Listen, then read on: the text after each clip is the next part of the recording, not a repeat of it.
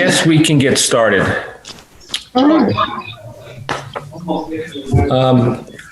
Good afternoon, everyone.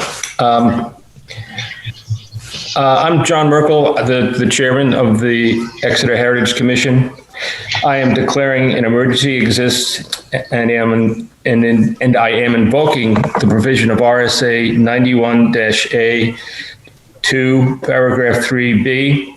Federal, state, and local officials have determined that gatherings of 10 or more people pose a substantial risk to our community in the continuing efforts to combat the spread of COVID-19. In concurring with their determination, I also find that meeting is imperative to continue operation of the town government and services, which are vital to the public safety and confidence during this emergency.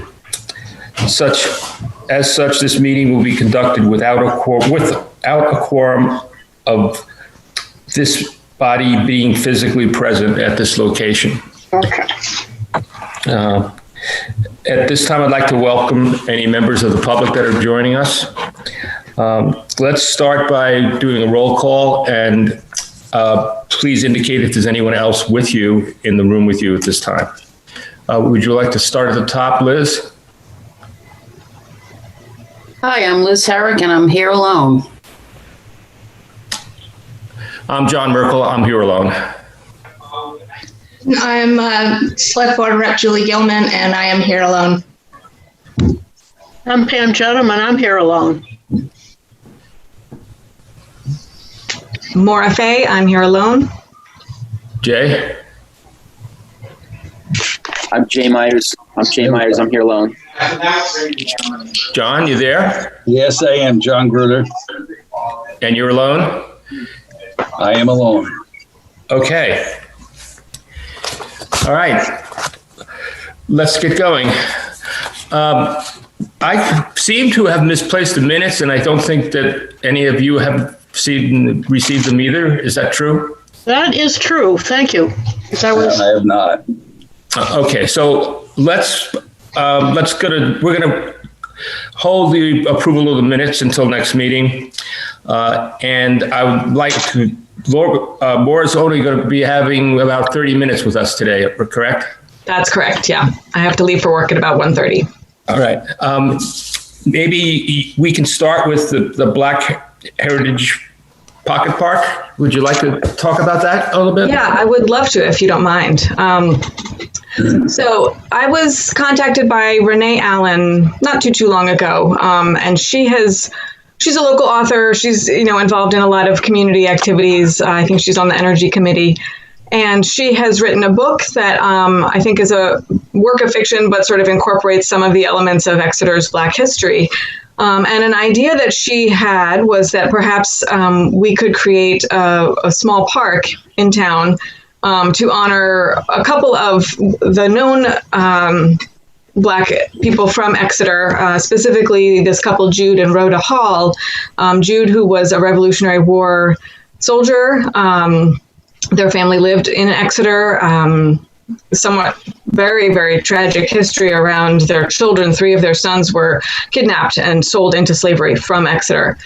And so her thought was to create a pocket park within Swayze, and she has sort of, laid out a potential idea around where that could be located and what it would look like. And the idea would be to include a historical marker of some kind, not only acknowledging Jude and Rhoda Hall's sort of existence and contribution to the community of Exeter, but also in general, Exeter's Black history, and as a way to sort of recognize and pay tribute to the part of the history of this town that goes often unrecognized.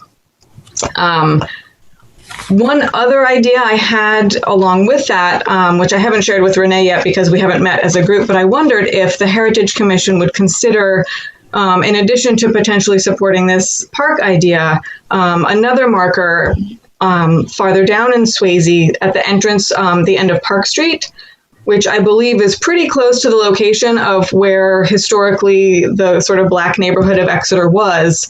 And if we might consider putting together a brief blurb of, what we know about that area of town who live there. I'm sure Pam and Barbara could bring a lot of information to us. So sort of a dual proposal, but that's what I know now. And the group that Renee is pulling together, I think, will probably be meeting for the first time in the next week or so. Okay.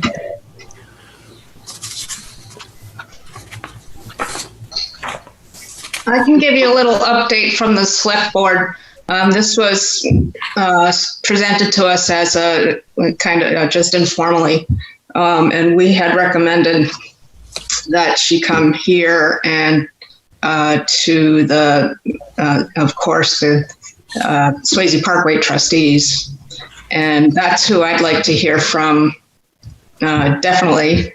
But I would like to hear what the opinions are of this body too. I think it's a great idea. I'm not sure the location is going to work out, but that's just my opinion. Actually, it's not. I mentioned that to the young lady myself. I mean, this is Swayze Parkway. It's Ambrose Swayze's place. I think the idea of a little pocket park up to acknowledge what used to be called New Guinea in Exeter might be an excellent idea. I just don't want to take a bite out of Swayze's park.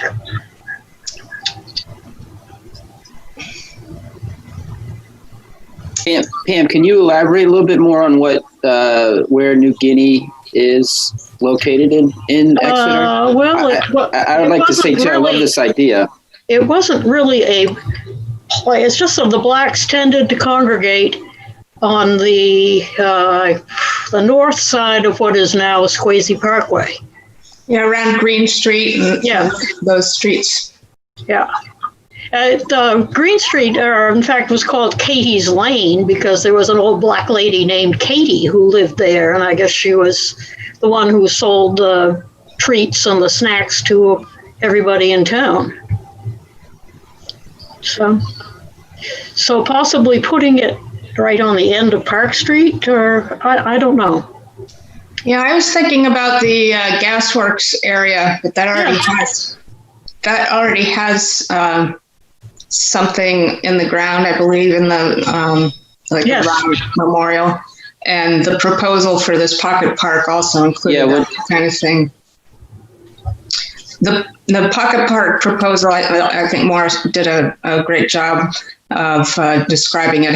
They wanted, several benches and then also a memorial kind of stone set into the ground, but not like a cemetery kind of stone, just a disc. But I don't know how it would work out with Gasworks Little Park, because that's not as prominent a position as it would be in Swayze Parkway. Although people do visit it. There's a small park or a bench area as you drive in off of across from the Chocolatier. I guess we enter the main parking lot in town that Dave Sharples has talked about doing over, and I wondered if that could be done over and turned into the pocket park you're looking for. You mean the one right back? It's right on the. No, it's up. No, it's up. Where the main parking lot is, where you turn in off Main. I don't even know the name of the street. Water Street. Water Street, yes. The entrance to the parking lot, there's a little commercial building there, and you eventually get to the back of Town Hall. Right at the entrance there, along the sidewalk, there's a bit of a park with a couple of benches and trees and stuff that looks, like it needs some attention. Maybe we could kill two birds with one stone. Yeah, that's not a bad idea. That, Pam, do you remember when that had a fountain in it? Yeah, it doesn't work, right? There's something in there, but it's not that big, but right. But if it was cleaned up and you could put the plaque there to honor those folks. Where could the property be located on by Park Street if that was the chosen place? I mean, who owns the land? The Parkway trustees. It goes all the way out to Water Street or Yeah, Maura, were you talking more along Water Street as opposed to the Parkway? Well, so what I was thinking is sort of two different things. I know that Renee's in the process of talking to the Swayze trustees about the potential of using that corner. So I don't know that we need to weigh in on location right at this minute until she gets some sense of what Swayze trustees are willing or interested to talk about.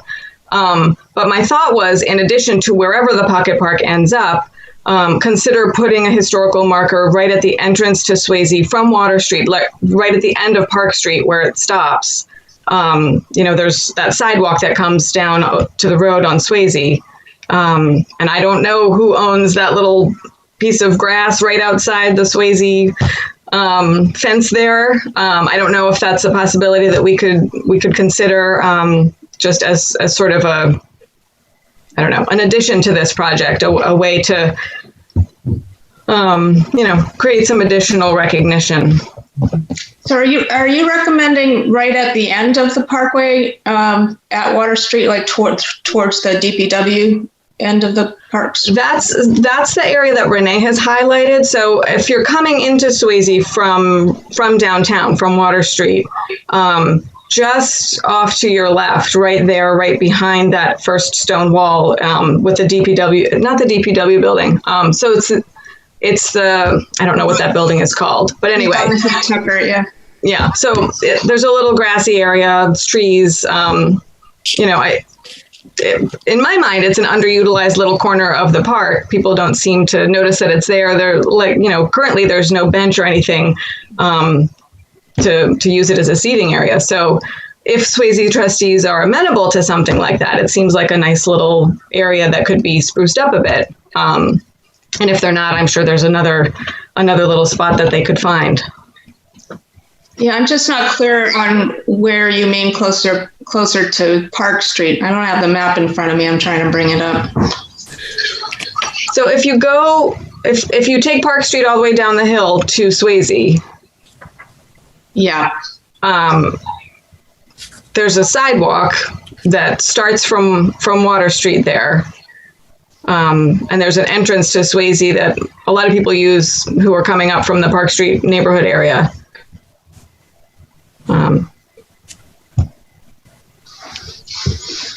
I think I know what you mean. It's when you're going through those two pillars, you turn right to the left. Yes, that's the spot where Renee is talking about the park. Oh, thank you, Bob. And the spot I'm talking about is where Bob is indicating, right at that entrance into Swayze. So it's just a sidewalk entrance. There's no car entrance there.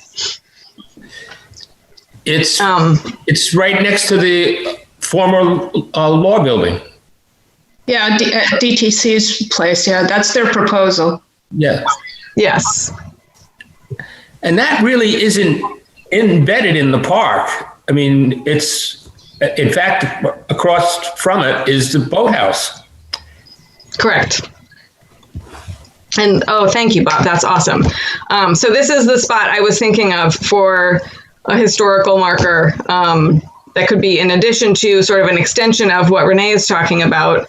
Just like we did with the Great Dam marker, might be interesting to have something right here that says, uphill from this site was the historic Black neighborhood of Exeter. I'm sure Barbara could help us draft some language that would be a way to sort of describe what we know about the community. Just a thought. Yeah. No, that's a good backup plan. I think it's a great idea. So if people are comfortable, would you mind if I sort of select myself to be representative to this group that Renee's pulling together to continue discussion around the issue? Great, go for it. What you never ask. Sounds good. Pretty please. I already have a position on it, so or not on it. About it. Yeah, that would be great. Love it. It's great. Okay, thank you. Thank you, Maura.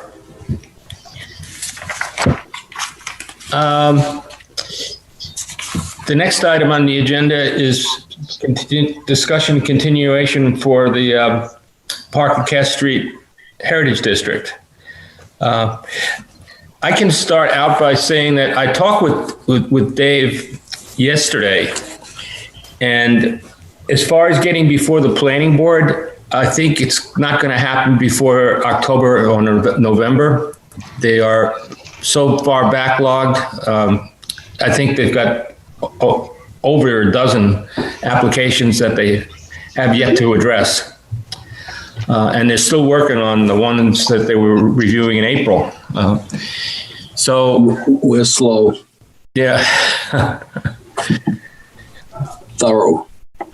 So what I'm going to do is I'm going to meet with Dave at some point within a week or two and go over what we have already organized here, which is I'm going to give him an extra copy. I have an extra copy of the handbook. Mm-hmm. And he was not aware of the planning board's needing to be involved with the Heritage District. So I want to try to meet with him to start kind of get him on track with it first.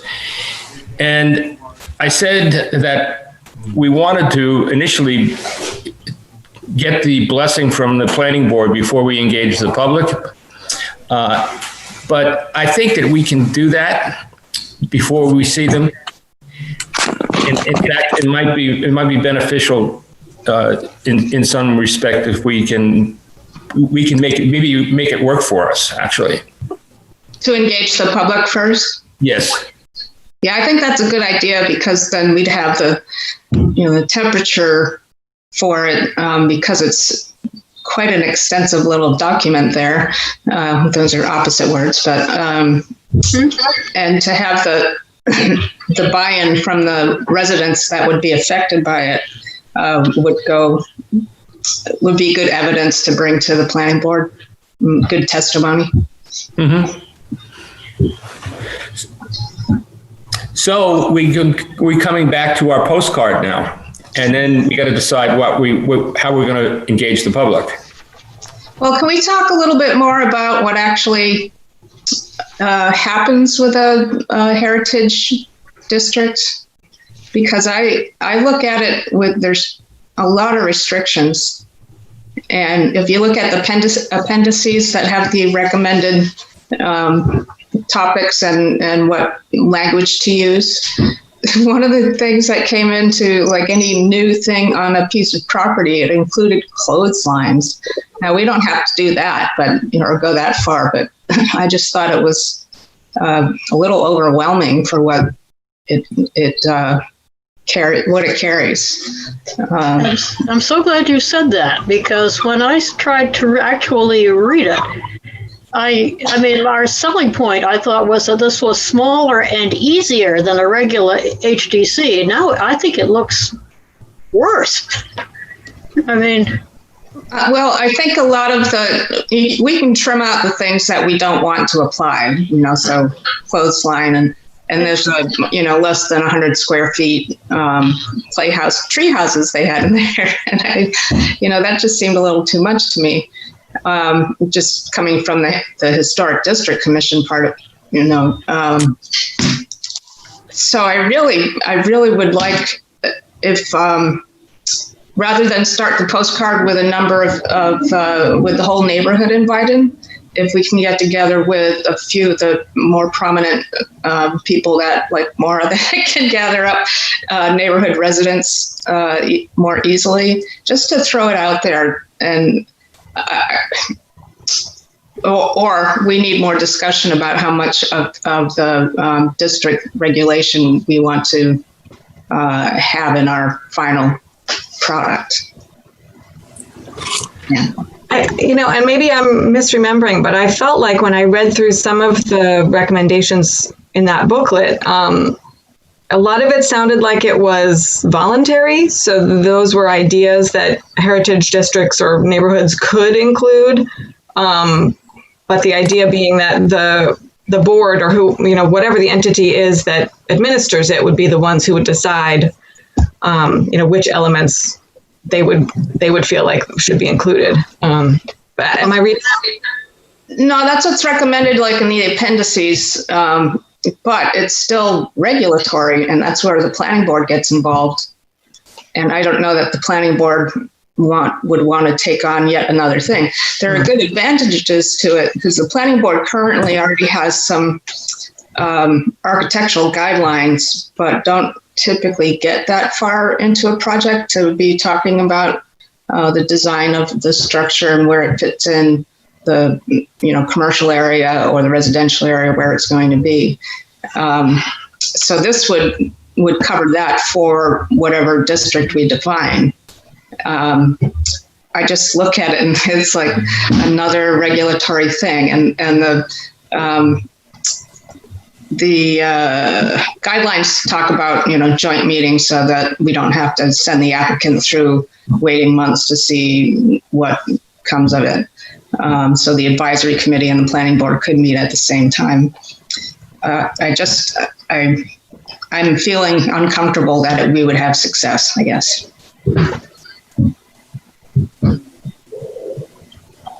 So what are we saying here? I'm saying I'd like to do it, but not as a regulation. Sort of base a neighborhood district on what should be considered, but the organization of that body may be in reverse, that it's mostly residents with a planning board rep and a HDC rep maybe, or heritage, but not have to be a planning board issue. It's just for that group to agree that this is a good addition or a good removal or whatever fits in the neighborhood. It's just a kind of reverse thought. I guess my concern about an approach like that is when it's not regulatory, is it even worth pursuing? I think the whole concept of creating a heritage district would be that there would be some teeth behind it, and that, if somebody did want to alter their house in a way that was completely out of line with the neighborhood feel, that there would be a way to prevent that.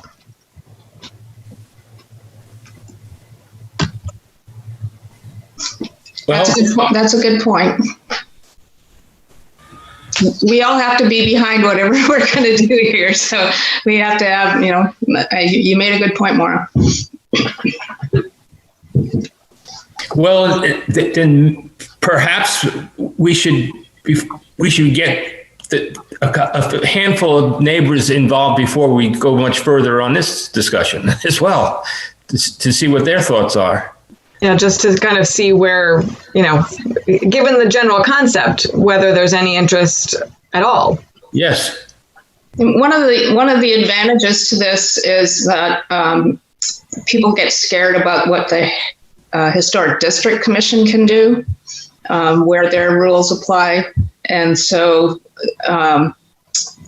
we somehow have to make it clear that this one involves the planning board instead of the historic district, and I think that's a stumbling block. I guess for me, when I envision this heritage area, I feel like the specific properties I would love to make sure never get destroyed are right around Park Street Common, right? There are those beautiful early 1700s colonials. And, fortunately for my whole lifetime so far, people living in those homes have cared to preserve them and to keep them, relatively intact, but nothing prevents them from not doing that. So I just feel like, especially around the common there's some properties that would be tragic if we lost, considering how much, similar property the town has already lost, long before heritage commissions and historic districts existed. Okay, that's one of the advantages of it being not a historic district and having some teeth in the demolition aspect that we don't currently have. Right now, only the HDC can talk about demolition in those specific areas. my experience going through naming High Street an historic district, I think, excuse me, it's going to be hard work if we wanted to do that. And I don't know that that would fly on the town warrant, even with all the work we've done. So it really depends on how we make it clear that this is an advantage. Mm-hmm.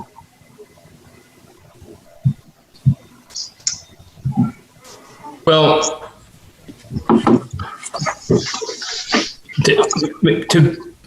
in my simplistic way of looking at this, what I would advocate we do is give the planning board just the opportunity to make a final decision. In other words, the way I read this is that we almost get to the end point. The planning board is actually going to put together, based on the Heritage Commission recommendation, I would imagine, the Neighborhood Advisory Committee. And ultimately, whatever gets put to the planning board is going to have to be vetted through the Heritage Commission, the Neighborhood Advisory Committee, because all these regulations and everything are already going to be they're already going to be adopted. They're there. So we need to take as much away from the responsibility of the planning board as we possibly can by putting all this together for them, so Yes. that they just have to make the decision. Yeah, I agree with that, because it when you read it, it does put all the responsibility for developing which regulations they want to enforce, and the specific, there might be, I think if you look in the zoning ordinance for 2020, I don't think it's in the 2019 one, which I have, there are examples of what kind of shapes and, roof lines and area cover and lot coverage that are preferable, depending on where the development's occurring. So I guess that what I'm trying to say is that there's a beginning of understanding for that kind of consideration. So, and I agree with John that this is not, especially since the backlog is going so far back for the planning board, that it would be better for us to start the documentation of what we want to take out of the DHR's booklet.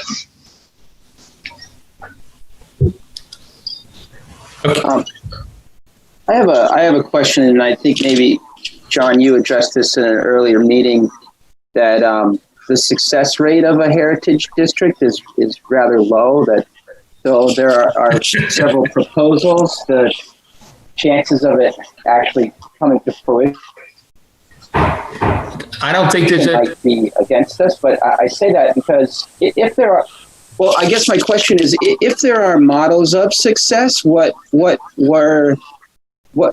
we contact those groups and better understand what was successful? If we know that there was an attempt that wasn't successful, what can we learn from them about why it wasn't successful? So, I mean, we're going down a path which I think is important, and I would like to see it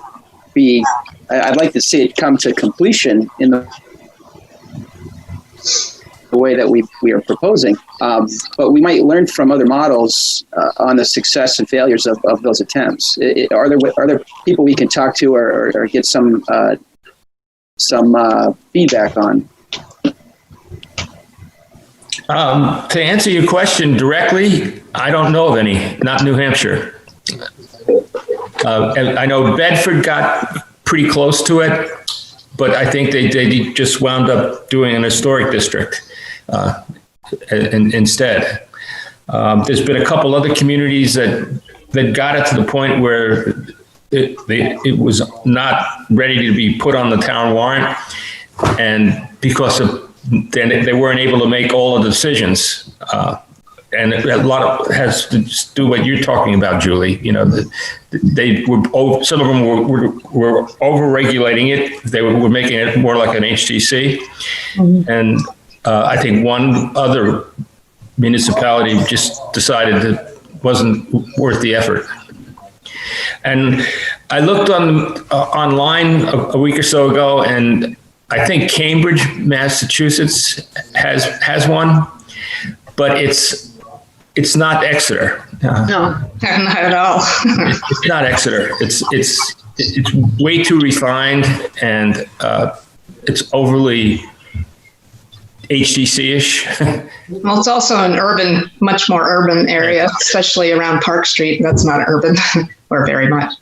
I tried all the links that were at the end of the manual, and they're all broken. So you really have to look up from their present website to find those kind of things. But the only ones that I saw that were close to us is maybe Lincoln, Massachusetts. Might be a good one to try to look at. But I think John, if you know of a couple towns where there were failures, like Bedford, that we should talk to their town planner or chair of the planning board or whoever may have seen it that may still be there. Yeah.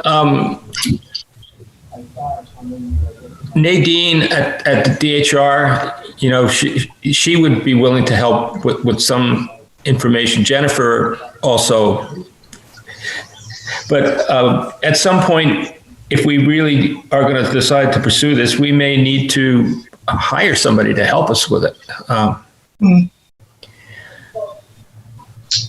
That would be good to know before November, so it can be a budget consideration. We do have our own fund that we had talked about before, but hiring somebody to do this, I think, will go beyond that 5,000 that we have. And so the first question is going to be much like what the Rains Farm is setting up a conservation. They set up a conservation commission funding that's going to be every year the same amount of funding of 50,000, I think. And so we could ask to do something like that on the town warrant and then go forward getting a consultant if we find it's just too difficult for us to use what's provided in the manual and address it or edit it to what we consider the most important parts of what we're trying to do. Yeah, because getting back to Jay's question, they're going to ask us, you know, what are you using as an example? You know, where are they? Yeah. Right. I'm sorry. I'm going to have to say goodbye, everybody. Bye. Thank you. Thank you.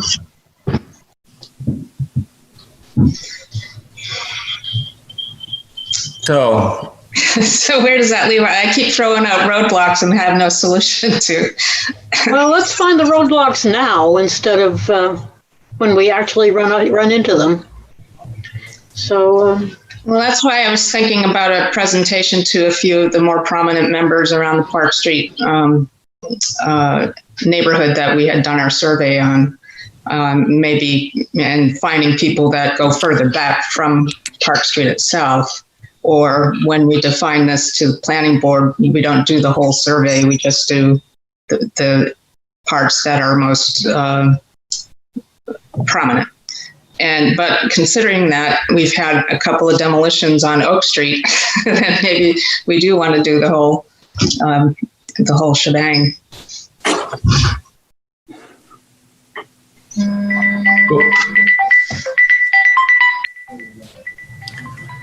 Well,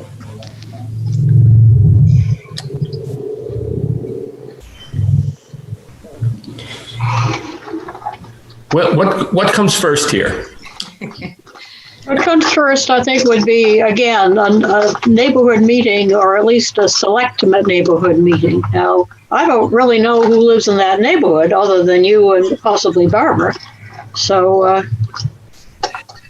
I think we need to get a couple bodies from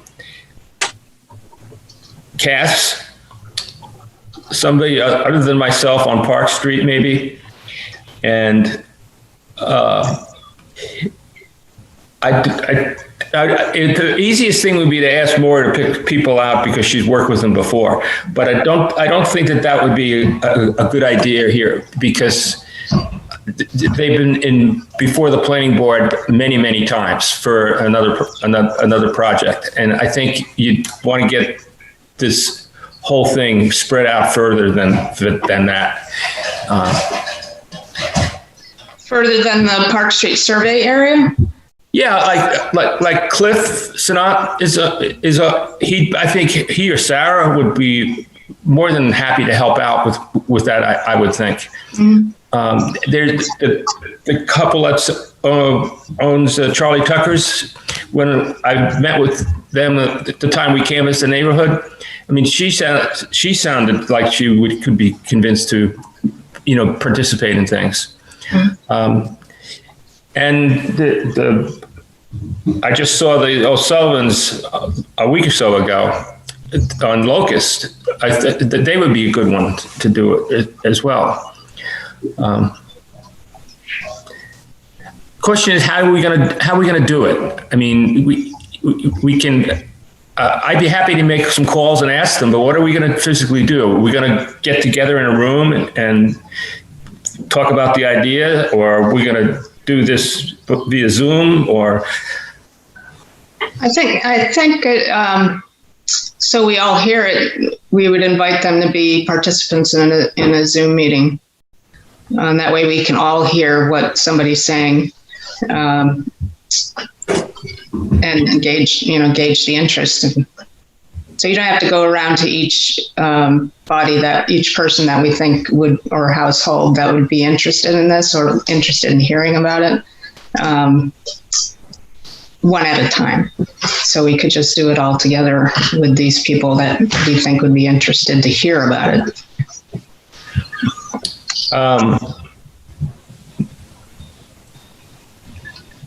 Well, in that case, I think we go back to the postcards, because these people have to know what we're inviting them to before we invite them, right? Yes. Well, I was just proposing people that, John already has some examples of who might be interested in hearing about it. I'm sure Barbara would like to hear about it. And we each may know somebody in that area. Mm-hmm. We don't need to have a large group. I'd like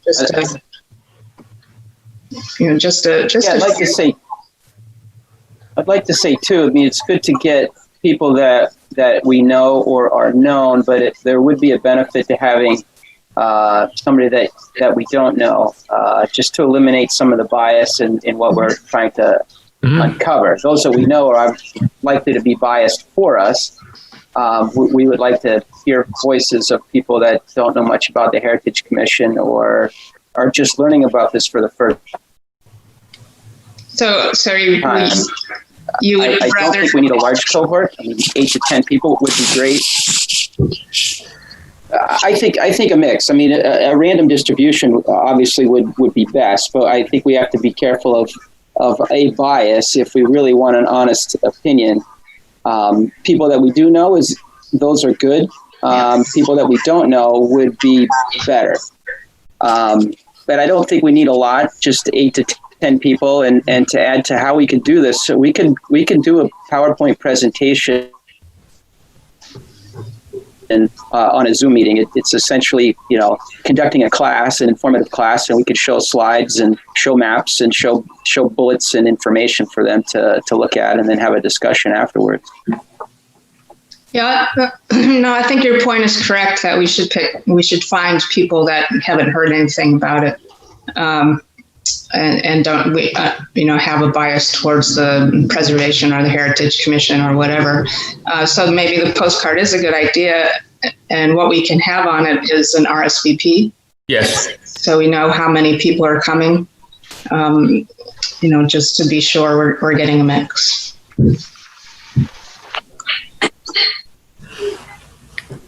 Well, I do have that postcard, both sides, that were sent out a couple of months ago, and I really like it. I think that pretty much says what we needs to be saying. So who gets contacted? I'd rather have it go through the planning department. So I have to go down to the town office today. I can ask Barb if she'd be comfortable taking that on. okay. Did everybody see that card? I can't remember who I sent it to, but I'm the one who drafted that. I think we all got one. Did Surely. everybody see it?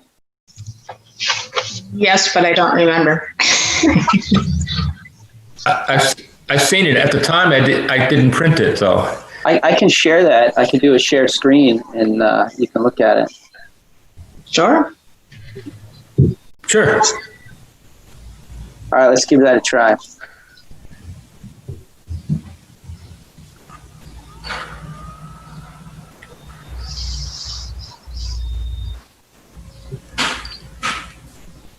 I'll blow it up for you. There it is. Guy is good.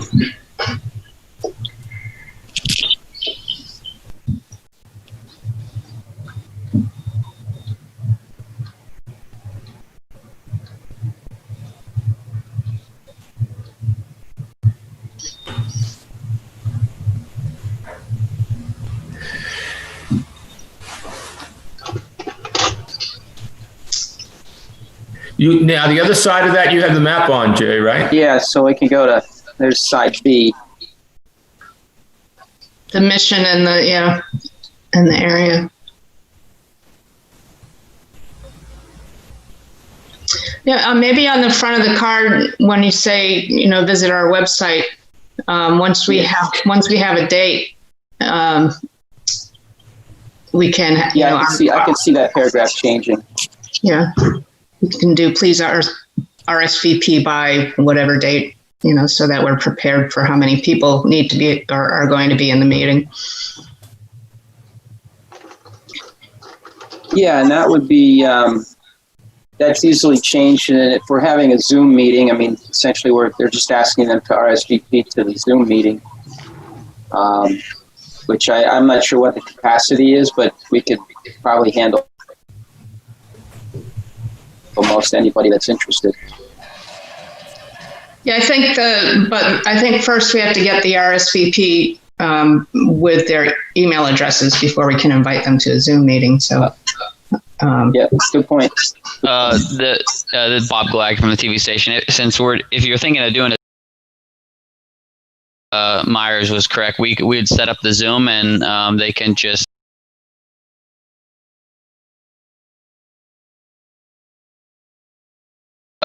Capacity of up to 100 people in a webinar, so that's including panelists, and so I don't know how ambitious you're getting, but I think we definitely have enough capacity there. Thank you. What you're doing. And then we could set it up so it usually when we do these, like we're doing one later this evening with the Historical Society. Yep. So it's automatic approval for the registration. So people just put in and sign up, and then you can ask custom questions if you want to know like if they're from one of those street areas that you're thinking about, or you can input other questions in, make them required or not required, and you get all that data when they register, and you can export that into a spreadsheet so you guys can have that afterwards, and yeah, you can password protected and all that. We could also, if you wanted to, we can stream the webinar, so people who weren't there can rewatch it later if they want to learn more about what the project is all about and all of that stuff. So lots of different ways, and it's not too hard to set one of those up. It's just scheduling, make sure there's no conflicts with government meetings or anything. So we can only do 2 of those at a time. Well, this would be one of our regular, or what I'm proposing is one of our regularly scheduled, Heritage Commission meetings. So we can all be there to watch it and, to hear it. But Bob, are you saying that we can just put the RSVP or the invitation on the agenda like we do for, select board meetings and other meetings? I mean, if you actually want people to show up, I think you would need to go above and beyond that, probably. Do the RSVP. You'd set up the webinar, and there would be a link people can RSVP to. Right. But you beyond that, you need to find some way. How are you going to contact those people? You could put the URL right on the postcards or something like that, or where to find the URL. Ideally, you need to get that registration URL in front of those people and say, hey, we're doing a webinar. We want you to join the webinar. Because a lot of people don't even see when they're on the town website for the meetings. So. Yeah, that's the idea of how I'd like to see it work. Okay. And you're going to ask Barbara if we can manage this, if she can manage this. Yeah, well, we're going to put this on the postcard, and if we want to set up, I guess, Bob, if we want to set up a URL for people to sign in, we can put that on the postcard, or we can just ask people to RSVP and then send them the link. Yeah, and if I could jump in real quick again, if you were doing this as your normal meeting, we won't be able to do the RSVP because your meeting has to be open to the public with 91A and everything. So there's no RSVPing. They can just click into the link. You don't get any registration stuff for it. I think you could turn that on, but I think that could be viewed as limiting access to the meeting. So you could either do it in the normal meeting and you just advertise attend the meeting, and they come in as attendees and they can talk just like in normal meetings, or we could do a whole separate webinar which is just advertised, targeted towards those people, and then you could do registration and all that. Yeah, that's probably easier. It's probably easier to just put the meeting date and time and the URL or the reservation thing on it, so they can come. Anybody can come, whether they live in the area or not, just by clicking on the meeting agenda that's posted. Yeah, and now that I'm thinking about it as well, the other confusing thing is if you guys did that separate webinar, you couldn't have a quorum in there because then it would have to be a meeting and it'd have to be posted like everything else. So you're probably just better off just doing it as your normal meeting and really advertising that meeting as, hey, come in and we're inviting you to participate. Yeah, that's good. But I just say it's not going to look good. Like everybody on my side, and it's lots of people. What was that? I think there was just some background noise on somebody's microphone. Yeah, it was my husband. He talks very loudly when he's on the phone, and he's always on the phone, so I apologize for that.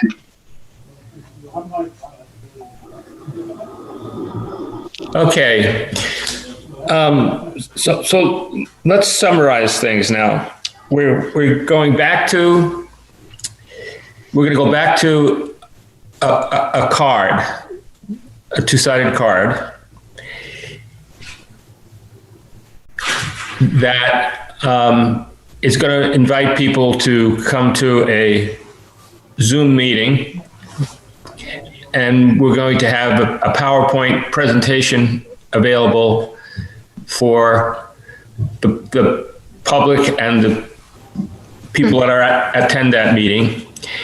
And we are then going to ask for them to join us, or they're going to, I think that is probably the way we should do it, to start to develop the foundation for this if they are interested. Sounds good. Okay, when do we do this? Julie, you're going over tonight, right? And you can talk to Barbara. Yes, this afternoon. Yep. Well, Barbara won't necessarily be. She doesn't really need to be involved at all if we're doing a regular meeting and we're asking people to join via our website. Okay, then scratch that. Okay. And obviously Bob knows what to do, so he's here. Yeah, I would just say if you pick a date where there isn't going to be another government meeting, and that makes it a lot easier for us. But we can do 2 meetings at the same time if needed. So I know if you're doing the Tuesday evening, that's why I appreciate you guys meeting in the daytime, because we have 2 things going on this evening. So if you're doing the normal meeting time, just make sure you schedule it before the other boards. First come, first serve. All right. Well, we have to figure out how long it'll take to put together the PowerPoint. Yes. So we may be able. I don't know when we're going to open up the town office to real meetings, regular meetings without the Zoom aspect of it. So I don't know. It's going to take a couple of tries at that PowerPoint show. So we have a couple months to do that. I'd say this is July, so August and September. Jay, Jay sounds pretty much on top of this. Jay, are you comfortable with putting together a PowerPoint? Yeah, I can whip up a PowerPoint without any difficulty. I'd say if we want to schedule something with the best chance of attendance, September is a good target for us if that's our, a regularly scheduled meeting. I think a 10-minute PowerPoint presentation would. Yeah, no more than 10 minutes. 6 slides, people, maybe 10 at the most. We don't want to scare them. Yeah, 10 minutes tops. We've got a lot of material to choose from to create the presentation. And I mean, the idea is just to create more discussion than anything, and see what kind of interest that we can generate from the community, because ultimately it's their leadership that's going to That's true. that make this happen and take it from there. Okay. So we just have to pitch it. Yeah, I'm going to look. There's another informational kind of meeting that's going to happen with a subgroup of the planning board that's talking about coastal preparedness for sea rise and storm surge. And I think that's in September, but let me double check. I haven't been able to make the meetings recently. Okay. So what do we do in the interim right now? We let Julie figure out the schedule, and we let Jay get to work on the presentation. And I don't even try to hope that the town hall will be open, because I don't think it will be.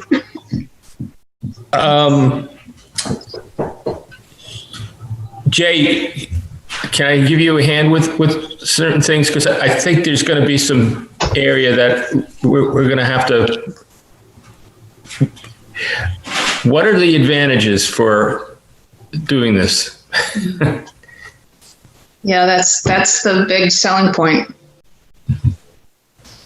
You're not just what it is, but first, and then why.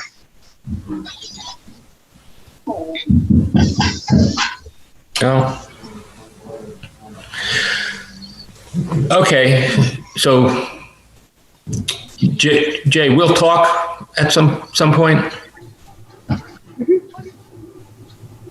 Okay. Yeah, that sounds good. I mean, I do recall not having the minutes in front of me. I think Maura was interested in from the last meeting of I think you getting to the PowerPoint. But I don't know, given her new volunteering with the Pocket Park, I'll have to double check to see what her interest is. But yeah, I think if I can draft something up and share it with you, share it with Maura, and you don't need. I'm just thinking that if I don't really need to actually be involved with it, I can feed you some information. Sure. As we find it out, but I would rather have you and Maura take it. Good. Yeah. Okay. Okay, is there anything else on the Heritage District? You want to tell them about the High Street viewing, or? Yeah, you could, well, it was, Friday, we met up at 7 High Street. no, it wasn't High Street, it was Hampton. Hampton Road. Right, Hampton yeah. Road. We met at 7 Hampton Road, and there was 4 of us, I believe, right? Yep. Yeah. And we did not. John, are we voting on this today? No, we're not. We already did vote on it. Okay, so that was official then. Okay, because I got to leave it too when I don't. If they're gonna vote, No, we don't. Okay. We don't have to. All right. We did not see anything historic about the building that was going to hurt Exeter. And we also take notice on High Street, the Yellow House is not being attended to. The one owned by the hospital. Yes, that one. No, there was further inquiry from some of my neighbors about it, and the hospital will only speak when they need to or want to. When they need something. Right. Got it. And right now they're busy. So. Before we go, how do you folks like this time slot? I love it. I don't know how other people feel, but. The only concern I have is if there really is participation from the greater Exeter residents. If you mean like there usually is in the evening? Well, I prefer the daytime ones because it's they're easier to schedule because you can be anywhere. Yeah. I'm just putting it out there that, would we get any more participation? And we might after we go through this presentation. Well, as we get closer to that, being that it's still summertime, if we do meet in August, let's do another one at this time. Does that sound reasonable? Yes. And should I plan on longer than an hour? Because I figured today I have another 2:00 appointment. So the next time I'll block out more time. Go. See you all. Bye-bye. Thanks, John. Good. Thank you. Take care. I prefer to keep it to an hour. Safe. Agreed. All right. Does anybody have any other business? Oh, the Ioka Marquee. Oh. I actually watched your meeting. At the outcome, I'm sure everybody knows at this point that the project was approved at the condition that the marquee remain. I anticipate it's going to the zoning board as that was implied, and the process was that we were asked to provide what the next step would be for them, for the applicant. So I'll find out when it gets scheduled. Okay. Because the zoning board meets on the same night that we do if it's a nighttime meeting. Now, does the Heritage Commission have to step in on this at all? Well, I thought so because it is an appurtenance to the building. And that's one of the considerations for us. It's not just for the historic district to make a recommendation.